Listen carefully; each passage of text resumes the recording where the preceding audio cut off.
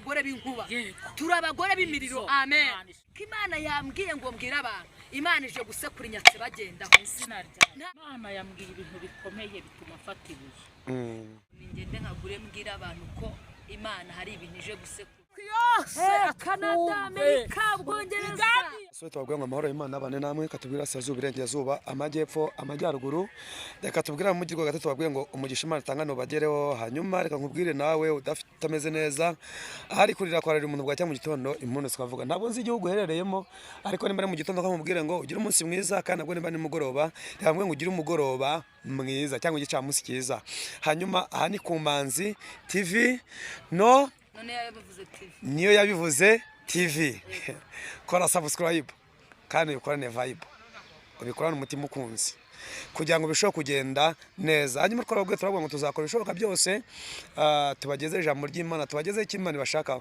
hanyuma kuba dukurikiranye abakunzi bacu aduhagaze ku musozi mwiza umusozi abantu basengeraho bakabona ibitangaza bakabona iby'imbaraga z'Imana ikora hari ibintu Imana igenda ihindura hari n'abandi bantu turi ku mpande n'impande usibye ko bitari byo ntago ari byiza kubafotora kuko ni kugeze tubivugana nabo cyangwa tubisezerana nabo ariko iyi saha twazanye n'ababyeyi munyemerere rero twakire abakozi Imana turabakiriye turahera hehera ko ndamwaje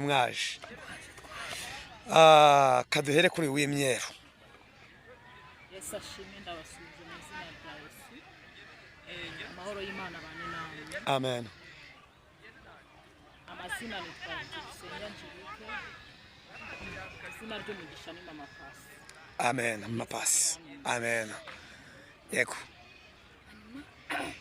tubwira abantu badukurikiye amahoro y'Imana biri muri mwe amen Masamweli muramenyereye ko ino yabivuze TV Imana ibahereza umugisha ni Manzi TV hanyuma mbwira abantu bo ko ino yabivuze TV Manzi TV mudusharinge mukande subscribe comment na share Imana ibahereza umugisha turabakunda amen mwari mumeze neza twari tumeze neza amen hanyuma katubakire kuko ntabwo ndibuze gutinda kuko message y'Imana umuntu yivugiramo message y'Imana umuntu yivugiramo mwajanga kubwa message kandi nabahamagaye mbasanga mu musozi mwihanga n'ubwo mbatunguye ariko nabatunguye mu mugambi w'iki kuko nsanze muri mwisengesho ryiza kuko nanjye hari ikintu mumaze kumbwira none shamaze gufashwa nidusoza nzatanga ituro mu minsi iri imbere hanyuma reka mbakire mu za muri sengesho mwinjire muri message Imana abahaye karibu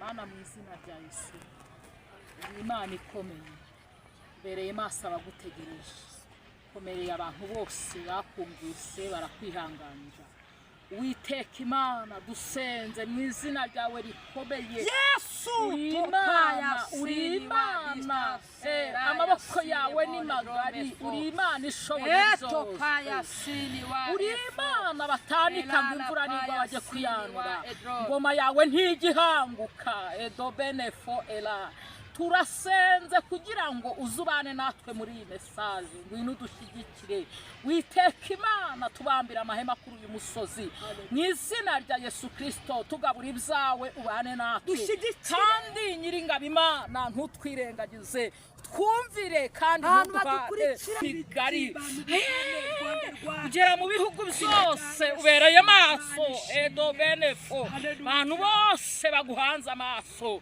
niyo mpamvu tugushimiye kubwira isengesho mwino uganze kandi utegeke mu izina rya Yesu amen yego hanyuma ndibuze guhera ahangaha ko ifite agasekuru mama Samwela hanyuma mama Samwela iteka mu kiganiro ukoze cyose ufite agasekuru gafite aya makuru Imana agwaye mwiye message agasekuru rero Imana yambwiye ngo ngende nkagure ndabanza no kubyirengagiza amen yambwira ngo cyane arikije gusekura abanyabyaha banze mbese abanyabyaha babikorera nkana banze kwihana banze kurekura icyaha yego hanyuma ndagera no kuri uyu ngumba mama Pasi komona nawe usenga ufite ibuye bimeze bite ibuye rero ndarifite sarambira ngo hari ibintu biri mu mitima y'abantu byabaye nk'ibuye hari ibintu biri mu mitima y'abantu bimaze igihe byarabatsikamiye Imana irambya ngo nimfate ibuye mbihonde kugeza igihe ibintu bizarekukira mu mitima y'abantu bakongera bakaba bashya. Hanyuma rero kambakire mutugezeho message Imana abaye kugira ngo birushe kugenda neza. Karibu. Amen. Imana ishimwe. Dusenge abantu badukurikiye. Turavuze ngo amahoro y'Imana abe muri Amen. Hanyuma ntangarize abantu mbabwire ngo Yesu aracyakora. Yesu aracyashoboye. Yesu aracyafite imbaraga. Mbese Yesu aracyafite kurokora abantu bamwize kandi bamukurikiye. Amen. Amen. Yambwiye ngo mbwira abantu, hari abantu bamaze igihe bari mu buzima bwo kwizenguruka cyangwa se gukora ntibikunda. Amen. Ugasanga umuntu ari gukora ntibikunda. Nyatufite. Amen. Wasanga inyatufite ari ukukora mu kazi ntibikunde. Wasanga inyatufite ari ukujya kudepoza ntibikunde. Amen. Wasanga inyatufite ari ukukorera amafaranga ariko ntagire icyagira gute, ntagire icyakumarira. Rero Imana yambwiye ngo mbwira abantu badukurikiye. Amen. Yesu aje kubakuraho inyatsi. Mbabwire ngo twebwe Imana iduhamagaye. Turabagore Yesu agurukije mu iki kinyejana cya 2025. Amen. Hanyuma tuje kubwira abantu cyangwa se tuje gutangariza abantu bagire abantu bakurikire Yesu. Amen. Ikindi cya kabiri tubwira abantu iyo ukoreye Imana by'ukuri ntabwo Imana igukoze isoni. Kabiri ntabwo Imana itera umwaka. Amen. N'ibisubizo byayo ntabwo bitera ikirungurira. Haleluya. Mbwira abantu rero ngo Imana iduhamagaye turi ibifaru. Yesu aduhamagaye turi inkuba.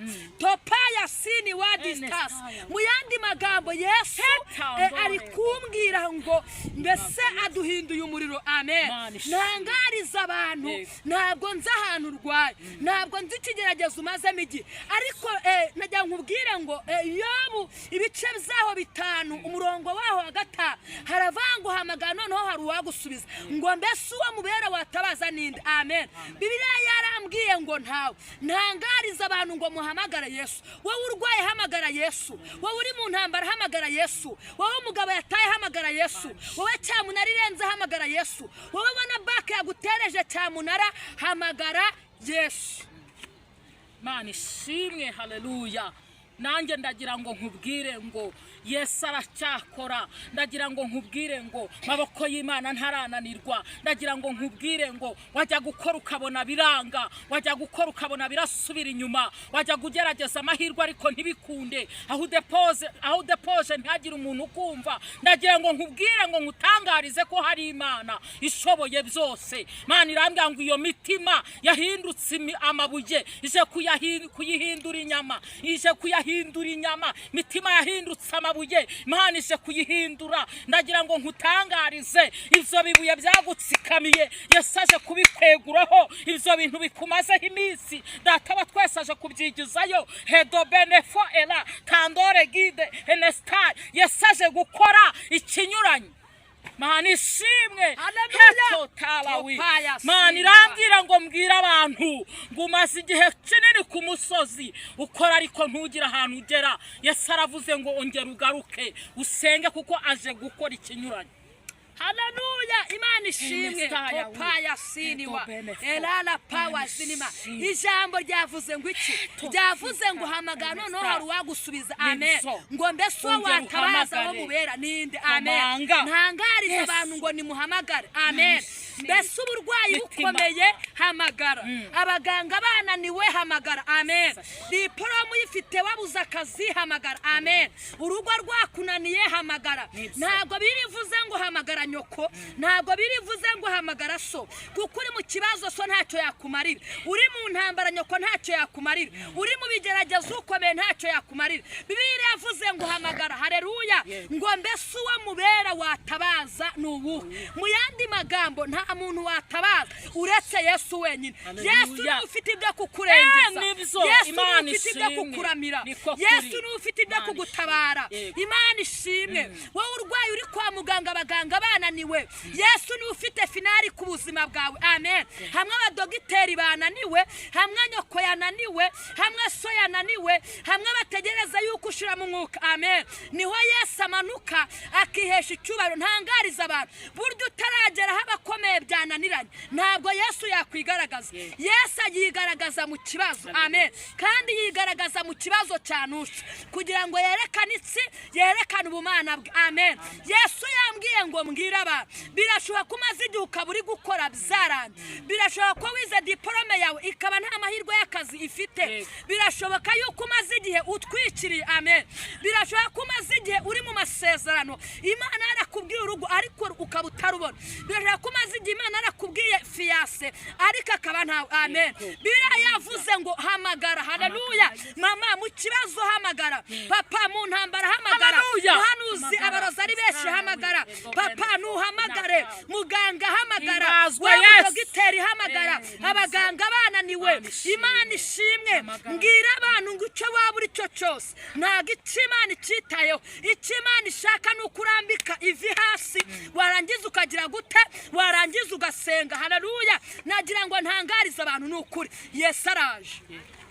Niba uzi ko wavuganye n'Imana, Imana iraje. Imana yambwiye ngo ije mu Bufaransa. Amen. Data wa twese yambwiye ngo aje muri Canada. Haleluya. Imana yambwiye ngo ije mu Roma. Cyane cyane hari imbaraga zihari abarozi baciririye zatsikamiye ibintu by'abantu. Amen. Ariko Yesu yambwiye ngo aje kubirandura igitare kugira ngo abantu babone neza y'Imana. Imana yambwiye ngo ije kubirandura igitare kugira ngo abantu batabara. Birashoboka yuko wavuganye n'Imana 2023 Imana ntiyakora. Birakwavuganya n'Imana 2024 Imana ntiyakora. Birashaka kwavuganya n'Imana 2024 ntiyakora.